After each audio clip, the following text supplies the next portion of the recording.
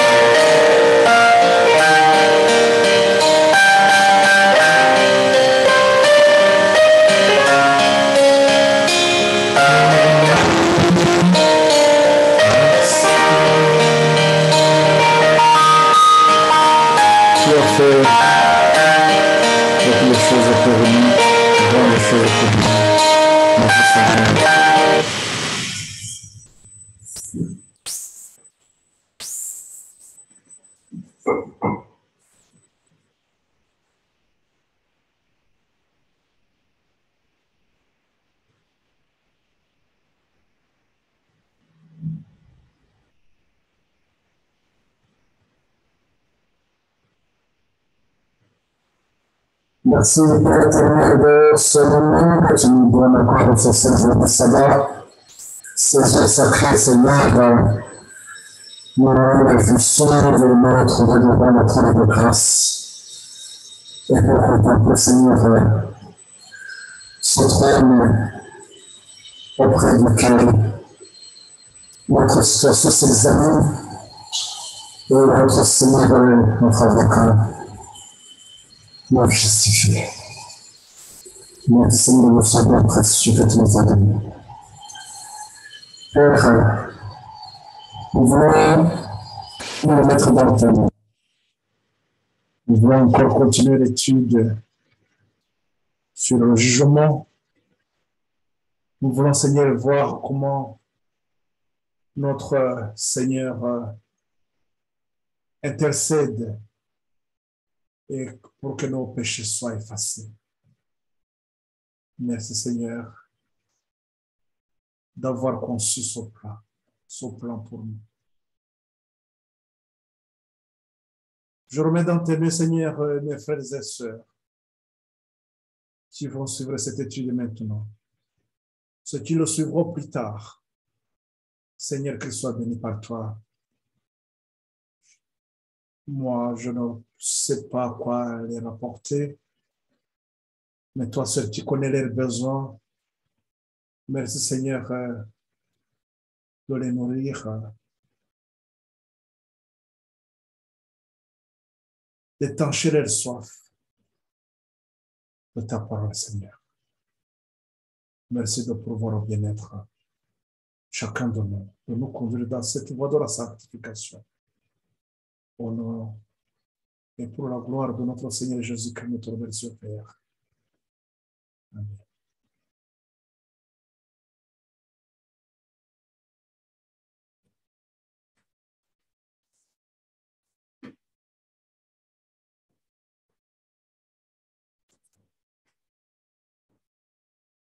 Donc, nous allons voir dans notre étude d'aujourd'hui l'effacement de l'instruction du jugement, l'effacement des péchés. Et il faudrait que nous comprenions justement cette situation qui est préoccupante, qui détermine notre destinée. Nous avons vu les livres du ciel dans lesquels notre vie est enregistrée. Nous avons vu que le livre des péchés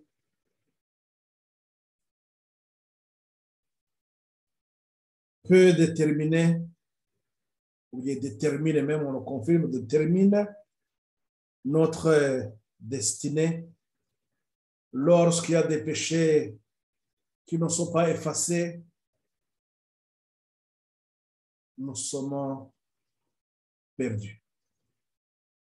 Notre salut n'est possible que lorsque nos péchés sont effacés du livre de vie. Nous allons donc continuer cette étude et voir comment donc ces péchés sont effacés. L'effacement, donc, l'instruction du péché, plutôt l'instruction du jugement, l'effacement des péchés. Et donc, prime abord, je salue vous qui me suivez sur Facebook.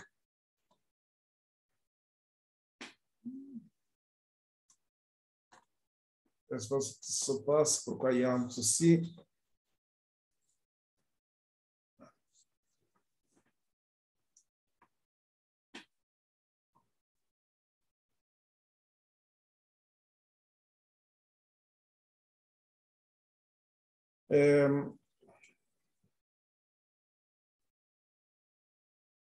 Donc, cette étude, comme nous l'avons vu, comme je venais de vous l'expliquer, nous sommes en train donc de voir ce temps de jugement.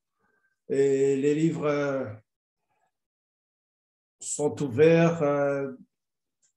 Jésus est là comme notre avocat. il défend la situation de chacun de nous. Donc, la situation qui est en rapport avec donc, les péchés qui sont dans les livres de vie, plutôt dans le livre du ciel, qui risque que notre nom soit, qui risque qui détermine est-ce que si notre nom reste dans le livre de vie ou soit effacé du livre de vie. Donc nous allons voir comment donc les péchés sont effacés, comment les péchés sont effacés et pour que notre nom reste toujours inscrit dans le livre de vie.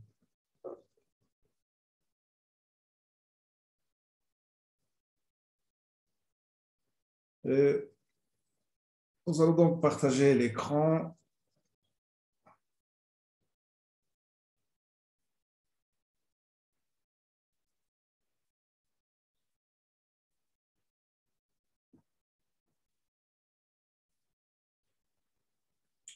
Le jugement, message donc du troisième ange. Nous avons vu le cadre dans ce Genèse 3, dernière phase, et qui, la dernière phase dans le livre du Christ, qui est péché, l'effacement des péchés, où tout est enregistré, où toute notre vie est enregistrée. Il nous est demandé de faire effacer nos péchés. Sinon, notre nom serait effacé du livre de vie et nous serons écartés des bénéficiaires ou des élus, des héritiers avec Christ. Je voudrais encore rappeler que nous sommes en train de voir la tragédie donc, du siècle au chapitre 28, donc la solution du jugement. La solution du jugement qui a commencé au temps fixé. L'œuvre de Christ, nous l'avons vu, cette œuvre est prévue par les Saintes Écritures. Dieu a prévu et a ordonné les événements et entre autres aussi l'œuvre du Christ a été bien placée aussi. Quand est-ce, pour la question de quand on savait à quel moment le Christ devrait intervenir. Lorsque nous lisons dans l'Apocalypse au chapitre 20, l'Apocalypse 12, 20, au chapitre 11, plutôt, oui, Apocalypse 20 au verset 11 et verset 12. Il nous est dit ceci.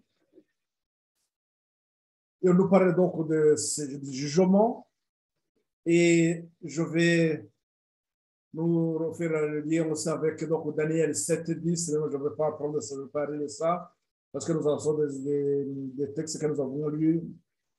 C'est la même chose, vous pouvez vous-même lire aussi. Et nous avons Daniel 8 et 14 aussi qui nous, le texte qui introduit ce temps de jugement. Il nous est dit aussi donc dans l'Apocalypse 20, plutôt 20, au verset 11, le jugement donc du grand blanc, le jugement du grand trône blanc. Vous vous rappelez pourquoi on nous parlait du trône blanc? On a parlé de l'ancien des temps. Il est blanc aussi. Donc, je ne vais pas rentrer beaucoup plus dans le détail de blanc pour dire tout simplement blanc, donc sans tache. Sans tache revient à dire tout simplement sans péché, sans trace de péché. Donc, pur. Puis je vis un grand trône blanc et celui qui était assis dessus. La terre et le ciel s'enfuirent devant sa face et il ne fut plus trouvé de place pour eux. Et je vis les morts, les grands et les petits, qui se tenaient devant le trône. Des livres furent ouverts, et un autre livre fut ouvert, celui qui est le livre de vie. Et les morts furent jugés selon leurs œuvres, d'après ce qui est écrit dans ces livres. Je voudrais vous rappeler que là, nous avons vu les trois livres, le livre de vie, le livre de souvenirs et le livre des péchés.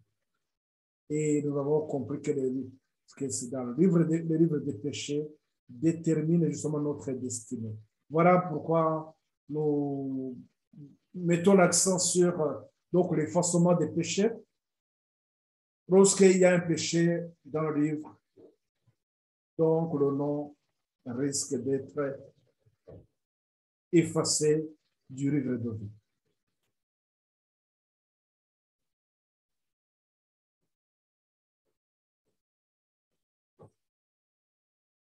L'instruction du jugement et l'effacement des péchés ont commencé exactement au temps fixé, à la fin de 2300 soirs et matins, au milieu de 2300 jours, en 1844. Daniel 8, 14, 2300 soirs et matins, le sanctuaire sera purifié. Tous ceux qui se sont une fois réclamés du nom de chrétien doivent subir cet examen minutieux. Les vivants et les morts sont alors jugés selon leurs œuvres d'après ce qui est écrit dans le livre de vie, dans le livre de souvenirs et dans le livre des péchés. Nous avons vu que le livre des péchés est déterminant, puisque lorsqu'il y a des péchés qui ne sont pas effacés,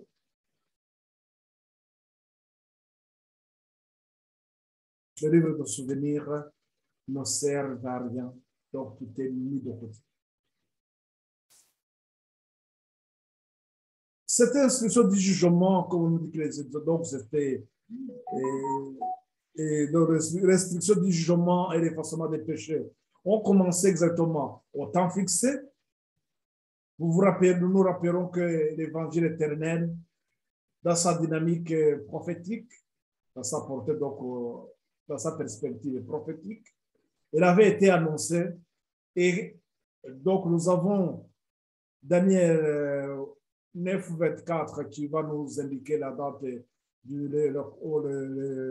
la date du Messie, l'arrivée du Messie. Et le 1844, c'est le Daniel 8, 14, le temps du jugement qui commence. Et Daniel 12, 1, donc c'est la fin du temps de grâce. Michael se lève et c'est la fin du temps de grâce. Le sanctuaire nous montre effectivement ces trois grandes vérités sanitaires telles que nous avons dans Jean 16, 8. Nous voulons parler, Jean 16, 8 nous parle donc, nous donne que lorsque le Saint-Esprit sera envoyé, il va convaincre le monde du péché, il va conduire les gens dans la justice et il va parler aussi du jugement.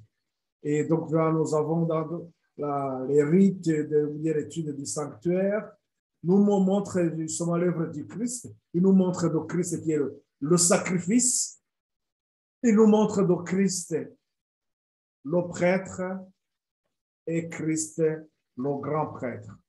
Et donc le jugement qui est en rapport avec l'œuvre qui se fait dans le lieu très saint, la purification du sanctuaire, ce que le faisait le grand prêtre une fois par an à la fin le 10e jour du 7e mois. Donc c'est ce moment-là qu'il faisait cette cérémonie, bien ce mois d'expiation. Et là, mais le message, donc, le dernier message qui est annoncé dans l'Apocalypse 14, qui nous parle du troisième ange, et ce message, donc, il nous indique qu'il est en rapport de ce temps de jugement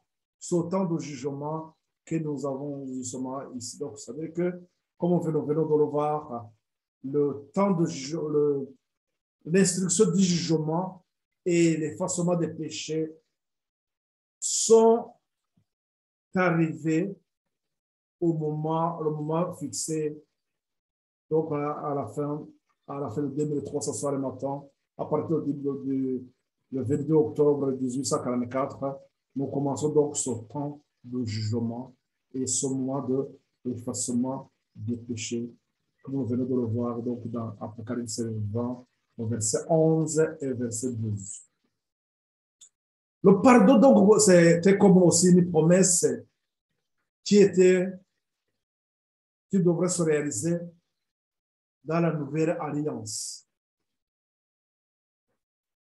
Devrait se réaliser dans la nouvelle alliance. Lorsque nous voyons dans Jérémie au chapitre 31, on peut commencer au verset 31 aussi, dans 34, il nous est relaté la façon dont les péchés, ils ne sont plus, les péchés sont effacés, mais et Dieu ne tient plus compte de ce qui est passé. Donc, le fait que les péchés sont effacés, la personne donc devient juste devant Dieu, malgré que nous sommes pécheurs. Donc, ça demande à ce que nous cherchions à faire effacer nos péchés. Donc, nous lisons rapidement donc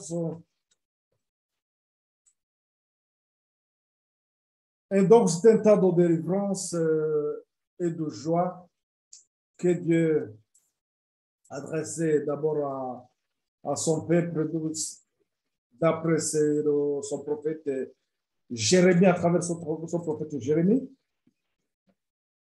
Et au verset 15, il parle de la restriction, bien, la rétribution plutôt, ou bien le salaire conforme aux heures. Ce que nous faisons, donc ça nous retombe dessus. Et donc, c'est au verset 31. Il annonce une nouvelle alliance. Il dit ceci: voici le jour viennent, dit l'Éternel, où je ferai avec la maison d'Israël et la maison de Juda une alliance nouvelle.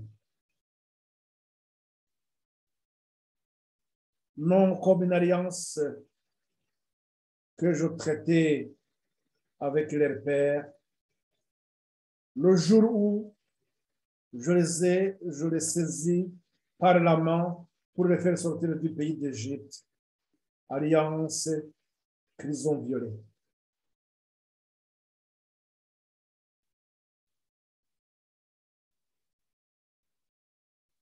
L'alliance que Dieu a traitée avec son peuple, lorsqu'il sortait de l'Égypte, cette alliance a été violée. Dieu l'a confirmé ici. Mais il dit que maintenant, donc là, je vais traiter avec eux, mon peuple, une nouvelle alliance. Au verset 33, mais voici, non, quoique je sois leur maître, dit l'Éternel, mais voici l'alliance que je ferai avec la maison d'Israël. Après ces jours-là, dit l'Éternel, je mettrai ma loi au-dedans d'eux et je l'écrirai dans les cœurs, et je le serai, et je serai leur Dieu, et ils seront mon peuple. Celui-ci n'enseignera plus son prochain, ni celui-là son frère, en disant, connaissez l'Éternel, car tous me connaîtront. Depuis le plus petit jusqu'au plus grand, dit l'Éternel, car je pardonnerai leur iniquité et je ne me souviendrai plus de leur péché. Dans la nouvelle alliance,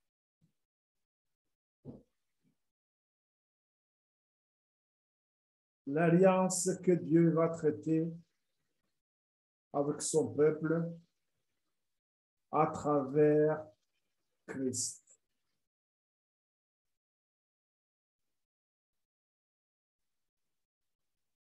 Il nous a dit ceci. Je pardonnerai leur iniquité et je ne me souviendrai plus de leurs péchés. Donc, ça veut dire que ces péchés seront effacés. Au chapitre 50, on peut lire aussi quelques lignes. Je ne sais pas, bon, vous pouvez lire ça vous-même, mais donc on peut voir seulement au verset 20. Et nous allons voir ensemble ce qui est écrit. Je ne vais pas prendre beaucoup de temps sur ça. Ainsi s'accomplira donc cette promesse de la nouvelle alliance. Je pardonnerai leur iniquité et je ne me souviendrai plus de leurs péchés. À ce jour, en ce temps-là, dit l'Éternel, on cherchera l'iniquité d'Israël et il n'existera plus le péché de Juda et il ne se trouvera plus. Ça, c'est Jérémie au chapitre 50, au verset 20. Là, il dit que on cherchera l'iniquité d'Israël et elle n'existera plus. Donc, dans cette nouvelle alliance, il y a cette possibilité de faire disparaître tous nos péchés. L'Ésaïe 50, plutôt Ésaïe 4, Ésaïe 4, au verset 3 et au verset 4.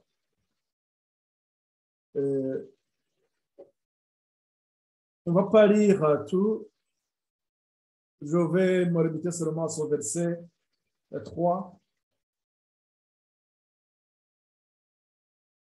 À ce temps-là, le germe de l'Éternel aura de la magnificence et de la gloire, et le fruit du pays aura de l'éclat et de la beauté pour les réchappés d'Israël. Et les restes de Sion, le reste de Jérusalem, seront appelés saints. Quiconque à Jérusalem sera inscrit parmi les vivants. Là, je voudrais rappeler que ces deux prophètes, ils étaient au moment où le peuple d'Israël était en train effectivement de rompre l'alliance qu'ils avaient fait avec le Dieu sur le mont Sinaï. Donc, ils n'étaient plus les enfants obéissants de Dieu. Ils étaient devenus des rebelles et ils cherchaient à aller vers d'autres dieux. Voilà pourquoi la condamnation était déjà là et était imminente. Ils devraient partir pour l'Égypte et pour les Babylone. Nebuchadnezzar allait les amener dans la captivité. Mais donc, ceux qui vont rester, ceux qui vont sortir, après cette punition, ils seront bénis. Les restes de Sion, les restes de Jérusalem seront appelés saints. Quiconque à Jérusalem sera donc inscrit parmi les vivants. Là, maintenant, on voit qu'on fait allusion aussi à Cela qui, après un total de jugement, il y a ceux qui seront inscrits dans le livre de vie. Ceux-là dont le nom sont inscrits dans le livre de vie. C'est ce qu'on est en train de symboliser ici, quiconque en Jérusalem sera inscrit parmi les vivants.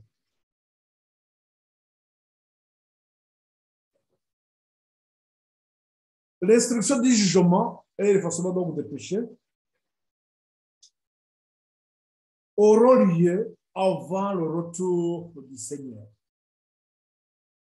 Puisque les morts doivent être jugés, d'après ce qui est écrit dans le livre. Leurs péchés ne peuvent pas être effacés avant que leur cas ait été examiné. C'est pourquoi l'apôtre Pierre, il déclare dans Acte 3, au verset 19 et 20, mais avant ça, j'aimerais qu'on commence par le verset 16. On va voir ces paroles parce que c'est très important de faire pour que nous puissions faire le lien directement avec ces paroles des prophètes Isaïe et Jérémie. Acte 3, c'est le moment où Pierre et Jean venaient de délivrer, de guérir le boiteux, qui était toujours assis devant le temple. Et c'était le premier miracle que ses disciples, donc je parle de Pierre et Jean, venaient d'accomplir pour prouver que Jésus de Nazareth qui a été crucifié, que c'était lui le Messie.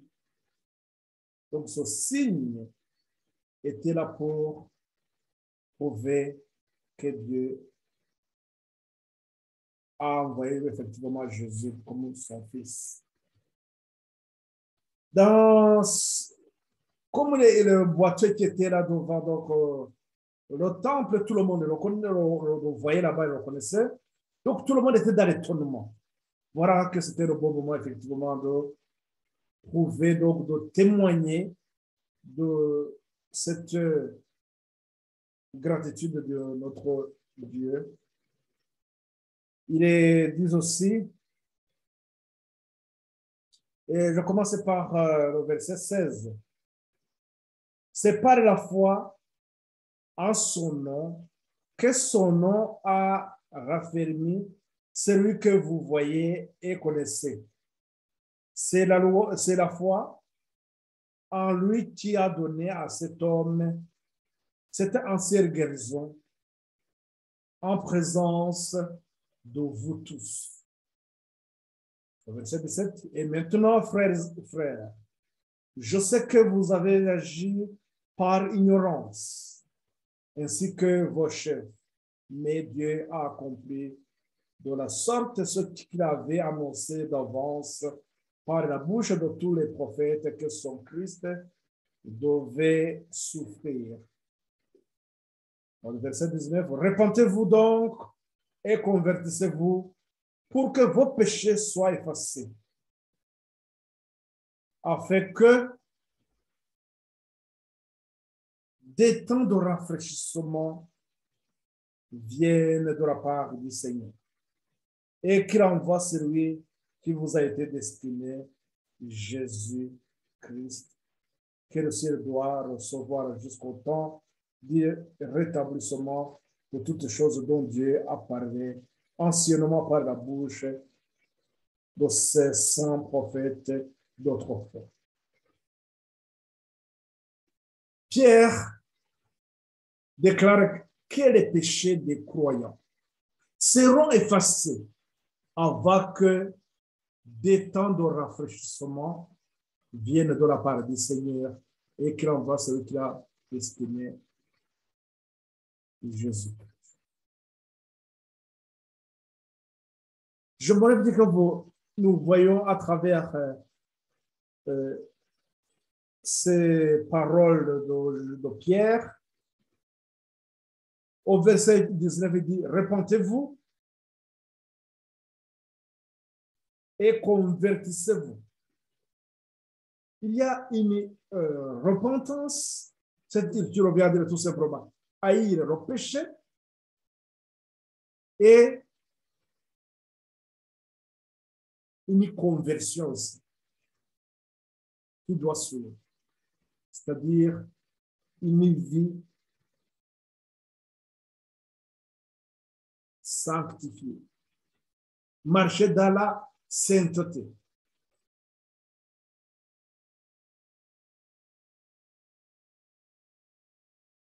Ce boiteux, Pierre témoigne que c'est par la foi que ce boiteux a été guéri. Ce que nous n'avons pas lu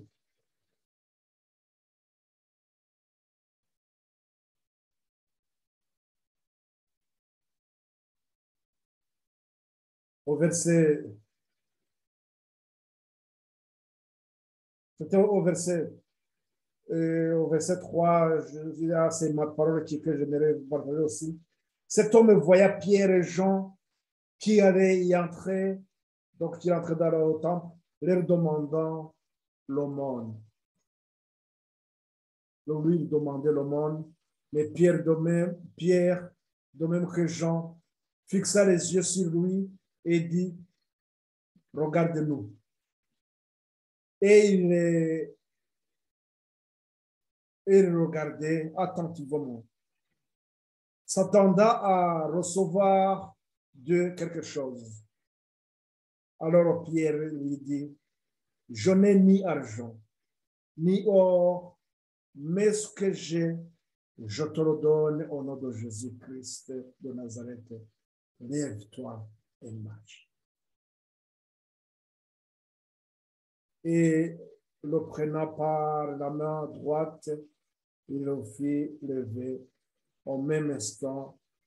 Ses pieds et ses chevilles devinrent fermes. D'un saut, il fut debout et il se mit à marcher.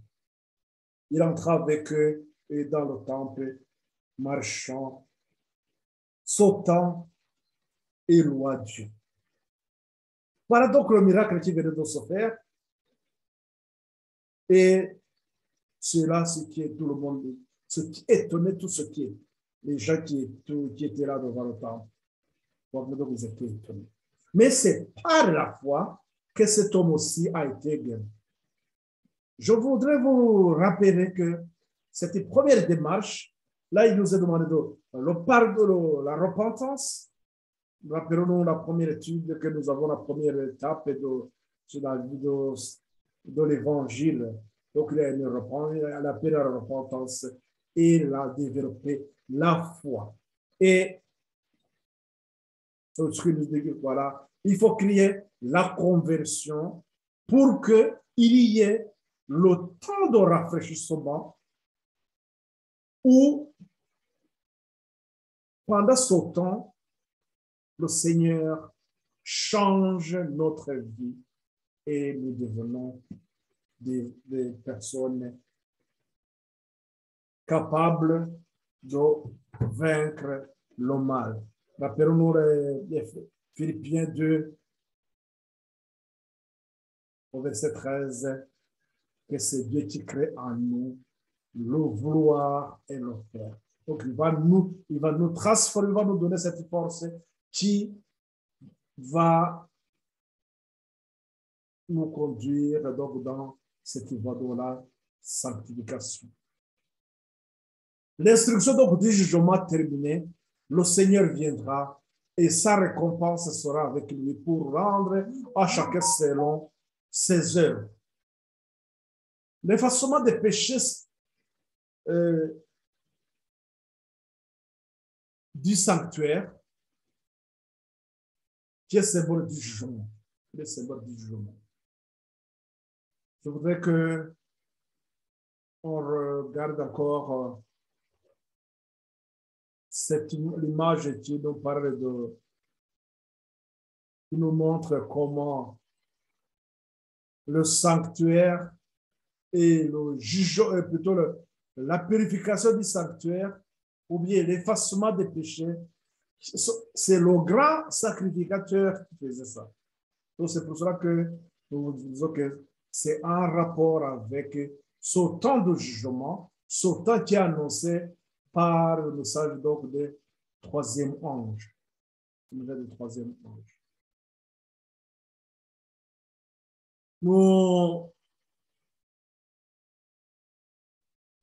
L'effacement donc le sacrificateur, en éliminant donc le grand sacrificateur, en éliminant des péchés du sanctuaire, les confesser sur la tête du bouc émissaire. Jésus placera pareillement tous ces péchés sur la tête de Satan, qui en est l'auteur et l'explicateur. Le bouc émissaire, chargé des péchés d'Israël, était envoyé dans le désert. Vous pouvez lire ça dans Lévitique au chapitre 16, au verset 22. Le bouc était envoyé dans le désert. Ainsi, Satan, chargé de tous les péchés dans lesquels il a fait tomber le peuple de Dieu, sera condamné à errer 1000 ans sur une terre désolée et privée de ses habitants. Il portera enfin la peine intégrale du péché dans le lac de feu, où il sera consumé avec les perdus. Le grand plan de la rédemption se consommera ainsi par l'extirpation définitive du péché et par la délivrance de tous ceux qui ont accepté de se séparer du mal. Ceux qui ont accepté de se séparer du mal. Voilà, c'est comme ça que les péchés seront définitivement éradiqués. C'est lorsque les péchés seront sur la tête de Satan qui sera chassé sur une terre désolée, sans habitants, où il sera seul. Et fait de faim, il sera consumé avec ceux qui se sont confiés à lui, ceux qui ont rejeté le salut, ceux qui ont rejeté Christ comme sauveur et qui ont préféré marcher dans les ténèbres, marcher avec Satan. Au terme donc de son sacerdoce, Jésus apparaîtra sans péché une seconde fois à ceux qui l'attendent pour leur salut. Comme dans les rites donc symboliques, le souverain sacrificateur sortait du sanctuaire pour bénir la congrégation après avoir fait l'expiation pour Israël. De même, au terme de son sacerdoce, Jésus apparaîtra sans péché une seconde fois à ceux qui l'attendent pour leur salut. Vous trouvez ça à Hébreux au chapitre 9, au verset 28. Et il va leur donner la vie éternelle. Jésus, de même que le grand sacrificateur, sortait pour bénir toute la congrégation. De même, Jésus, il apparaîtra sans péché une seconde fois pour bénir son peuple, pour bénir ceux qui l'attendent pour leur salut. et il leur donnera la vie éternelle. Donc, c'est lorsque, dans Daniel 12, lorsqu'il va achever son œuvre, son ministère, et il apparaîtra sans péché pour donner la vie éternelle à ceux-là qui l'attendaient, à ceux-là dont le nom est inscrit dans le livre de vie. Au jour de Dieu, tous les péchés devraient donc être effacés. Au jour de Dieu, les péchés dont on ne s'est pas repenti et qu'on n'a pas délaissé ne seront ni pardonnés ni effacés et s'élèveront en témoignage contre le violateur. Qu'on ait péché à la lumière du jour ou dans les ténèbres, tout est découvert aux yeux de celui à qui nous devons rendre compte. Les anges de Dieu, témoins de chacune de nos fautes, les ont infailliblement enregistrés. On peut les nier, les cacher à son père, à sa mère, à sa femme et à ses enfants, à ses amis. Le coupable peut être le seul à connaître ses torts, mais ils sont mis à nu devant les esprits célestes. Les anges voient tout. On ne peut rien cacher. Au jour donc de Dieu, tous les péchés devraient être effacés. Les ténèbres de la plus sombre nuit, le mystère le plus impénétrable, la duplicité la plus consommée ne réussissent pas à dissimuler aux yeux de l'Éternel émisseur de nos pensées. Dieu tient un compte exact de tous les actes faux, de tous les procédés injustes. Il ne se laisse pas tromper par des apparences de Dieu. Il ne commet point d'erreur dans l'appréciation des caractères. Un homme corrompu peut tromper ses semblables, mais Dieu déchire tous les voiles et lit les secrets du cœur. Mes frères et sœurs, il est très important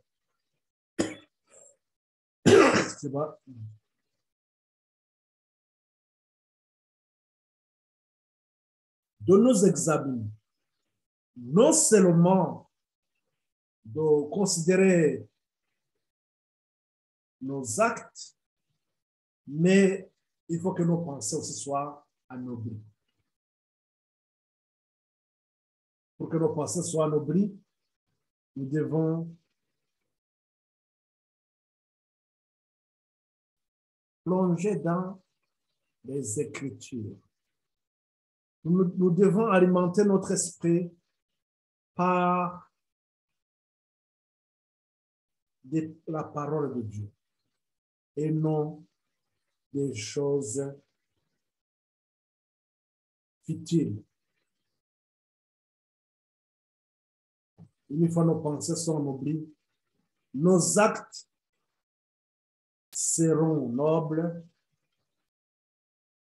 nous aurons des bonnes habitudes, nous allons créer des bonnes habitudes et ces habitudes formeront en nous le bon caractère et le caractère nous allons appréciable, donc nous allons se rassembler à notre Seigneur. Voilà l'idéal. Il faut que la tendance, il faut que d'abord nos pensées soient anoblies. Le jugement, le message du troisième ange, nous verrons que tout est enregistré. Les anges enregistrent tout. Notre vie est bien détaillé. Rien n'échappe. Nous aurons, la prochaine fois, donc, nous verrons comment les anges enregistrent. Et il y aura aussi à voir les pièges de Satan que nous devons éviter. Nous aurons donc à nous examiner et nous allons aussi à faire face à cet ennemi subtil, mais il faudrait qu'on arrive à comprendre justement sa façon la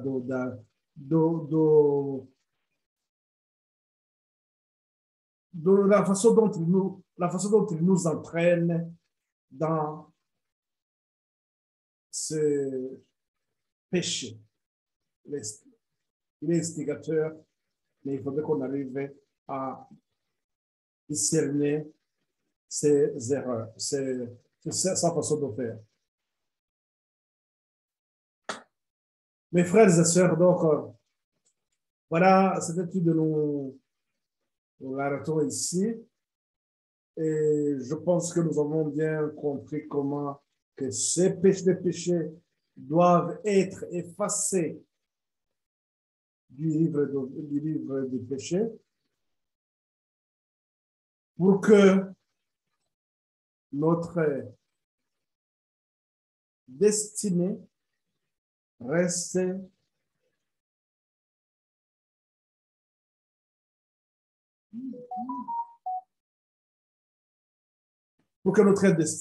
reste dans la main du Seigneur.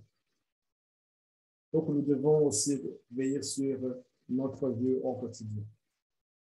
Nous allons donc remercier notre Seigneur de nous avoir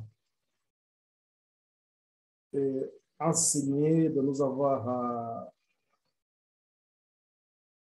rappelé ce moment et que nous accorde aussi le Saint-Esprit qui va nous éclairer davantage sur notre situation.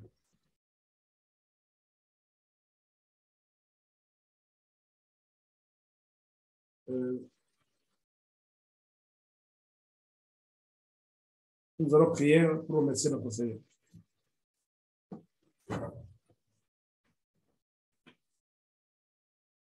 Oui, Père éternel, merci de nous avoir rappelé cette situation qui va nous permettre de nous examiner nous-mêmes, d'examiner nos pensées, de revoir nos actes aussi, et penser aussi à ce que tout ce qui est enregistré devant notre nom détermine notre destinée. Ils sont là pour nous témoigner de notre fidélité ou bien de notre égarement. Les anges que tu envoies, Seigneur, pour nous suivre, nous aider à marcher, ils enregistrent tout. Merci, Seigneur, de nous fortifier, d'affermir notre foi. Comme ce boiteux qui a cru en Seigneur, que notre foi aussi soit, Seigneur, agissante. Je remets dans tes mains ceux qui suivent ces études, Seigneur. Qu'elles soient bénies par toi, qu'elles soient nourries. Au nom et pour la gloire de notre Seigneur, Jésus-Christ, nous te remercions, Père. Amen.